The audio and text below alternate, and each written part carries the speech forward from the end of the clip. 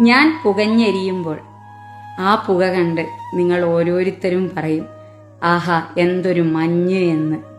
നല്ല അർത്ഥവത്തായ വാക്കുകളല്ലേ? മനുഷ്യർ അങ്ങനെയാണ്. ആർക്കും ഒന്നിനും സമയമില്ല.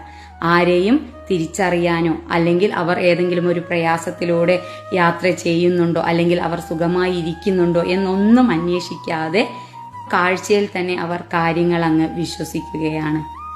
എന്നാൽ ഞാൻ ഈ ഭൂമിയിൽ ഏറ്റവും പുണ്യമായി കരുതുന്ന ഒരു സത്യമുണ്ട്. നിങ്ങൾ മറ്റൊരാളെ ഏതെങ്കിലും പ്രതിസന്ധി ഘട്ടത്തിൽ സഹായിക്കുകയാണെങ്കിൽ അവർ ബുദ്ധിമുട്ടുന്ന ആ അവസ്ഥയ്ക്ക് നിങ്ങളെ കൊണ്ട് ഒരു പരിഹാരമാകുന്നുണ്ടെങ്കിൽ തീർച്ചയായിട്ടും കർമ്മ എന്ന് നിങ്ങൾ കേട്ടിട്ടുണ്ടാവും. അത് നിങ്ങളുടെ ജീവിതത്തിൽ മനോഹരമായി സന്തോഷമായി തന്നെ നിങ്ങളിലേക്ക് തിരിച്ചെത്തുക തന്നെ ചെയ്യും.